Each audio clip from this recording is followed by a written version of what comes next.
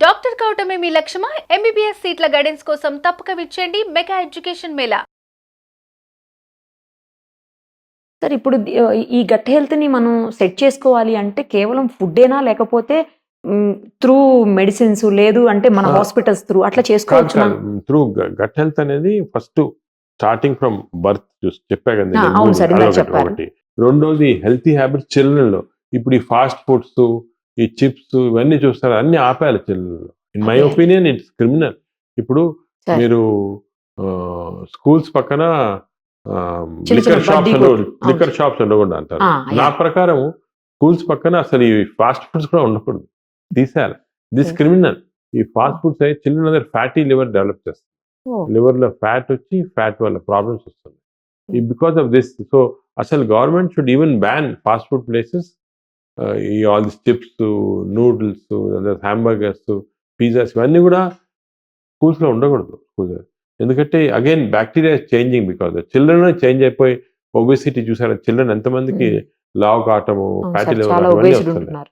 So అది second. Third మన adult అయిన తర్వాత హ్మ్. మనకి కొన్ని హ్యాబిట్స్ రెగ్యులరైజ్ చేస్తారు. For example everyday physical activity అనేది. అది people are not realising important. Physical activity అనేది వెయిట్ తగ్గించుకోవటం కాదు, హ్మ్. మజిల్స్ రావటం వల్ల కాదు. అవి రెండు secondary important. Importance physical active వల్ల బ్యాక్టీరియా చేంజ్ అయిపోతున్నాయి గట్లో. ఓకే. గట్లో బ్యాక్టీరియా చేంజ్ అయిపోయి they are causing creating problem. So physical activity కరెక్ట్గా ఉండాలి. ఓకే. సెకండ్ థింగ్ ఏమో డయట్. డయట్లో అసలు మీరు చాలా ఇవి ఉంటాయి, ఫ్యాట్స్ అని అంటాం కదా, అది హ్మ్. ఇంటర్మీడియట్ ఫాట్ ఇవన్నీ అవన్నీ ఏం లేదు. జనరల్గా high fibre. For example typical south Indian vegetarian food best. మనకి ట్రెడిషనల్గా తినే అది క్వాంటిటీస్ కొంచెం కంట్రోల్గా తినాలా, ఫైబర్ ఎక్కువ ఉండాలా. And again we should avoid sugar కానీ. ఇంకోటి రాంగ్ ఫ్రూట్ జ్యూస్ వల్ల బ్యాక్టీరియా చాలా దెబ్బతింటున్నాయి. సోడాస్ వల్ల బ్యాక్టీరియా దెబ్బతింటుంది. అంటే fruit juices they don't contain fibre. అందరూ ఆరెంజ్ జ్యూస్ తాగుతుంటారు అవును పొద్దున్న. సార్. అవును. తప్పు, అది అవును. తప్పు. ఆరెంజ్ జ్యూస్ మార్నింగ్ తాగకూడదు, తప్పది. ఓహ్! దే ఫ్రూటే కంటైన్. తినాలి. మార్నింగ్ ఫ్రూట్ తినొచ్చు. Fruits are good but not fruit juice. ఆ ఫ్రూట్ ఓకే. జ్యూస్ అనేది అమెరికాలో ఎప్పుడో 1950స్‌లో ఎక్కువ ఆరెంజెస్ ప్రొడ్యూస్ చేశారు కంట్రీ. ఓహ్! అవి వేస్ట్ అయిపోతున్నాయని చెప్పి ఒక ఇండస్ట్రీ స్టార్ట్ అయింది. అది హ్మ్. అడ్వర్టైజ్మెంట్ స్టార్ట్ అయింది. ఫ్రూట్ జ్యూస్ తింటే మంచి హెల్త్ అని. ఇప్పుడు ఓహ్! అమెరికాలో చూస్తే ప్రతివాడు పొద్దున్న ఫ్రిడ్జ్ తీసి ఒక ఫ్రూట్ జ్యూస్, ఆరెంజ్ జ్యూస్ గ్లాస్‌లో వేసుకొని తాగుతారన్నమాట హెల్తీ అనుకోని. తప్పది. ఓకే. Totally wrong. ఓకే. జ్యూసుల కంటే జ్యూస్ ఫ్రూట్సే బెటర్. జ్యూసెస్‌లో only juice which is good is coconut water. Coconut water రోజుకు 2 గ్లాసులు తాగితే మన బ్యాక్టీరియా మంచి బ్యాక్టీరియా వస్తాయి మనకి. Oh! Fresh coconut water, not bottled కాదు. మనకి ఫ్రెష్ కోకోనట్ వాటర్ ఇక్కడ మన దగ్గర బాగా, అంటే ఎస్పెషల్లీ సర్కార్ ఏరియాలో బాగా ఎక్కువ చాలా అది. ఫ్రెష్ కోకోనట్ వాటర్ మీరు ఒక గ్లాస్, 2 గ్లాసెస్ ఎవ్రీడే తింటే బ్యాక్టీరియా మంచిది. పిల్లలైనా సరే సార్? పిల్లలకి, అడల్ట్స్ అందరికీ ఓకే. న్యాచురల్ అది. అదే వీళ్ళు అన్ఫార్చునేట్ ఏమో పిల్లలు సోడాస్ సోడా. డైట్, అవును. ఏమంటారు డైట్ కోక్ గోలీ అంటారు, సోడా జీరో అంట సార్ క్యాలరీ. కొత్తగా ఈ మధ్యన. ఆ? కొత్తగా ఈ మధ్యన అది గోలీ సోడా దాంట్లో అన్నారు. ఏమంటే ఈ సోడాస్‌లో, డయట్ కోక్స్‌లో దాంట్లో అంతా ఈ it is changing the bacteria. ఇది కూడా చూసాం. ఇంకోటి షుగర్ ఫ్రీ అంటాం కదా. అవును సార్. అసలు అగైన్ దీనిపైన మేము రిసర్చ్ చేసాం. ఓకే. షుగర్ వాడితే ఏమవుతుందంటే ఈ డయాబెటిస్ షుగర్ వాడకూడదు, షుగర్ ఫ్రీ అవును అనేసి. సార్. కరెక్ట్. అసలు షుగర్ ఫ్రీగా ఉన్న సబ్స్టెన్స్ అన్నీ కూడా హ్మ్. బ్యాక్టీరియా చేంజ్ చేసి ఎక్కువ క్యాలరీస్ ప్రొడ్యూస్ చేస్తుంది. సో హ్మ్. షుగర్ కన్నా అది వర్స్ట్.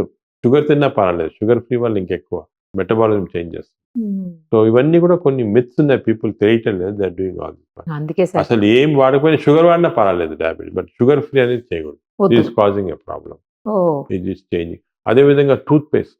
సార్. టూత్ పేస్ట్‌లో టైటానియం అని ఉంటుంది. హ్మ్. ఇప్పుడు ఎవరు చూసుకోరు అది. టూత్ పేస్ట్‌లో టైటానియం ఆక్సైడ్ ఉందంటే, చూడం సార్ అసలు. ఆ టైటానియం ఆక్సైడ్ ఉన్నవి ఎస్పెషల్లీ చిల్డ్రన్ ఏం చేస్తారు, బ్రష్ చేసి మింగుతారు టూత్ పేస్ట్. అవును. మింగుతారు వాళ్ళు. మింగినప్పుడు ఈ టైటానియం ఆక్సైడ్ ఉంటే బ్యాక్టీరియా చేంజ్ అయిపోయి బ్యాడ్ బ్యాక్టీరియా వస్తుంది. సో దానికి టూత్ పేస్ట్ మీరు కొన్నప్పుడు చూసుకోండి టైటానియం ఆక్సైడ్ ఉందా లేదా. అది ఉంటే ఆ టూత్ పేస్ట్ యూజ్ చేయకూడదు. వద్దు. యూజ్ చేసినా కూడా మనం బాగా పుక్కి చూసేయాలి, బయటకి మింగకూడదు. ఓహ్! చిల్డ్రన్‌లో స్వీట్‌గా ఉండేదని వాళ్ళకి మింగేస్తారు. తెలీదు కదా సార్. తెలీదు. అవును. కొంతమంది తింటుంటారు. అవును. సో ఆ హ్యాబిట్ కూడా తీసుకురావాలి. All these things natural things తోనే మనం చేంజ్ మన చేస్తాం. చేతుల్లోనే మన ఉన్నాయండి. చేతిలో ఉంది. స్ట్రెస్ కూడా, stress also plays a role. ఇది లేని మనిషి ఇప్పుడు లేడేమో సార్ అసలు. అంటే మనం ఎలా తీసుకోవాలి, స్ట్రెస్ అనేది ఏమి, stress is a reaction to external influences కదా. ప్రెషర్, ఇంత ప్రెషర్ ఉంది మనకు బయట. కానీ ఒక మంచి ఈక్వేషన్ ఉంది. నేను రీసెంట్‌గానే మన సిస్టర్ శివాని అని she told me this equation. మంచి stress is nothing but external pressure divided by resilience. Resilience మన దాని విల్ పవర్.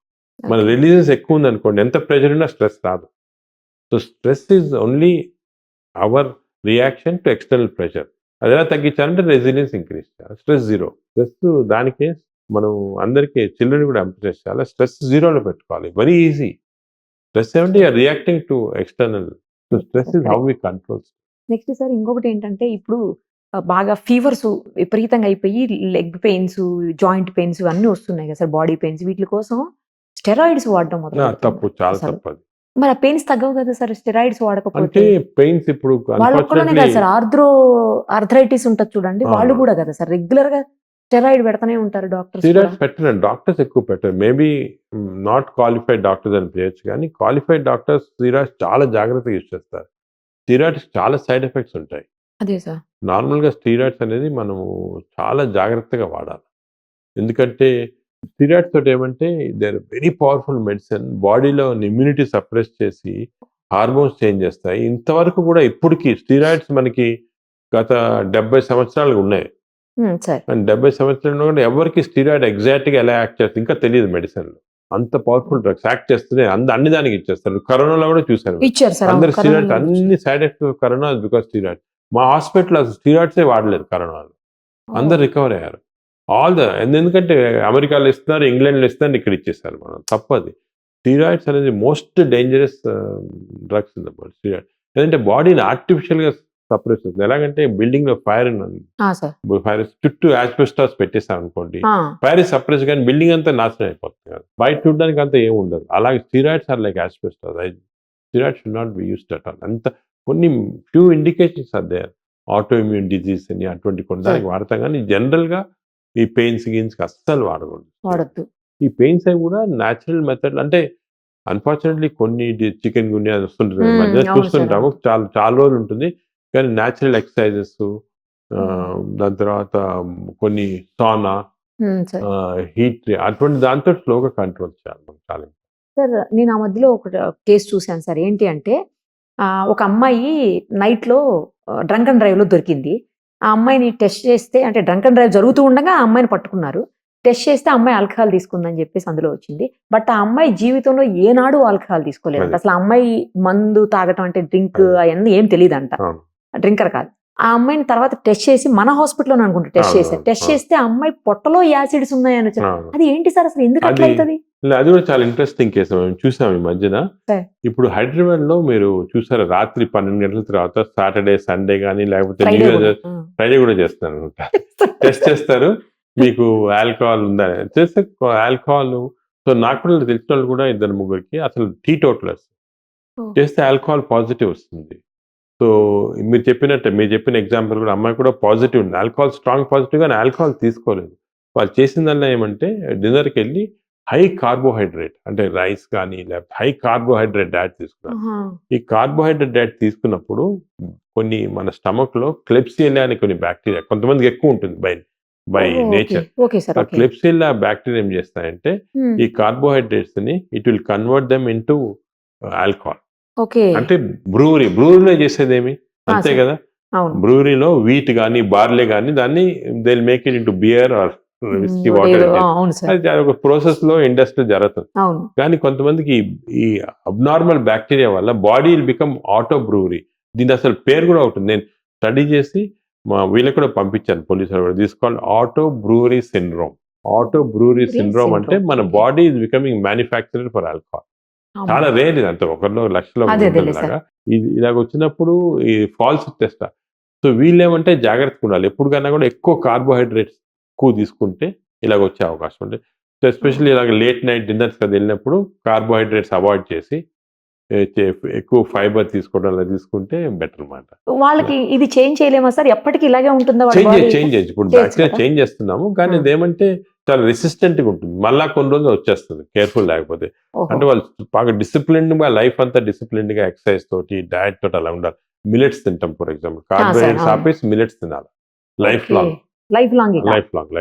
అలా చేస్తా ఉంటే అసలు ఇది ఎందుకు ఇంపార్టెంట్ వచ్చిందంటే, ఇంకోటి మనకి ఇది ఇప్పుడు ఈ మధ్యన ఏం తెలుస్తుందంటే చాలా మందికి ఫర్ ఎగ్జాంపుల్ ఆల్కహాల్ తీసుకోరు కానీ లివర్ జబ్బు, ఫ్యాటీ లివర్ అంటారు, అదే లివర్ సిరోసిస్, వాళ్ళకి ఏం జబ్బు ఉండదు పాపం, వాళ్ళు ఆల్కహాల్ తీసుకోరు, వాళ్ళ ఇంట్లో ఫ్యామిలీ కూడా ఎవరికి లేదు జబ్బు ఇది. అలవాటు ఉండదు. అలవాటు లేదు, కానీ వాళ్ళకి ఫ్యాటీ లివర్ వచ్చి ఫ్యాటీ లివర్ని ఇచ్చి నాష్కి వెళ్ళిపోయి అక్కడి సిరోసిస్ వెళ్ళిపోయి క్యాన్సర్ వస్తూ ఉంది అబ్బో. ఎక్కువ మంది దగ్గర. సో మేము దీంట్లో కూడా ఏమంటే ఇటువంటి వీళ్ళకి అబ్నార్మల్ బ్యాక్టీరియా ఉంటుంది. ఈ బ్యాక్టీరియా తోటి మనం తిన్న ఆహారంలో ఆల్కహాల్ ప్రొడ్యూస్ చేస్తాం అనమాట. సో ఎవ్రీడే కొంచెం బయట మీకు తాగినట్టు అనిపించింది, ఇంటాక్సికేషన్ ఉండదు. Sir small amount of alcohol వెళ్ళిపోయి లివర్ దగ్గరికి వెళ్ళిపోయి లివర్ని డిస్ట్రాయ్ చేస్తాం అనమాట. ఓకే. సో కొన్నిసార్లు మీరు కూడా అందరికి ఎక్స్పీరియన్స్ ఉంటుంది, హెవీ మీల్ తింటే మనకు కొంచెం అవును. బ్రెయిన్ ఫాగ్ లాగా వచ్చి ఏం ఒకలా బద్ధకం. అనిపిస్తుంది సార్. అవును. అది because bacteria is producing all this types of substance. So ఇవన్నీ నాలెడ్జ్ ఇప్పుడు వచ్చాయి మనకి. సో వీఆర్ నౌ ఏబుల్, దానికే ఇటువంటి వాళ్ళకి millets very good diet. They should take కానీ మిల్లెట్స్ తినలేరు కదా సార్ అందరూ. మిల్లెట్స్. అది అన్ని ఏం- కాదు, మిల్లెట్స్ లో కూడా మంచివి. ఇప్పుడు రాగి దోశ అనుకోండి, రాగి దోశ తినండి మీరు, మామూలు దోశ, రాగి దోశ ఇస్ వెరీ గుడ్. అదేవిధంగా కొన్ని ఇప్పుడు స్వర్గం కానీ అన్నీ కూడా మిల్లెట్స్ ఆర్ వెరీ, అంటే ఎలా తయారు చేస్తారు మిల్లెట్స్ కూడా వంట చేయటం స్పెషల్ టెక్నిక్ ఉంది, దాన్ని బాగా చేయొచ్చు, హెల్తీగా చేయొచ్చు. Hmm. సరే అది లేదు, పెసరట్టు తినండి, మామూలు దోశ పెసరట్టు తినండి, మంచిది కదా. Okay. Pesarattu is very healthy, proteins that. అలాగే మన డైట్ మాడిఫై చేసుకొని కార్బోహైడ్రేట్స్ తగ్గించేసారు. ఓకే. బాగా ఇవన్నీ చేస్తే సెట్ అయిపోతుంది సెట్ సార్. సెట్ అవుతుంది. కానీ ఇప్పుడు అసలు బ్యాక్టీరియా ఇన్నిటికి కారణమైపోతుందని తెలిస్తేనే Hmm. కొంచెం షాకింగ్ అనిపిస్తుంది సార్. అవును. బ్యాక్టీరియా తోటి ఇన్ని ప్రాబ్లమ్స్ వస్తాయా అనేసి. దానికే మేము మామూలుగా ఇప్పుడు మా చెకప్స్ లో కూడా బ్యాక్టీరియా, ఈ గట్ బ్యాక్టీరియా అనేది జనరల్ చెకప్ లో పెట్టాం. పెట్టేశారా సార్? మాస్టర్ చెకప్ వచ్చారనుకోండి, sir we are doing gut bacteria as part of checkup.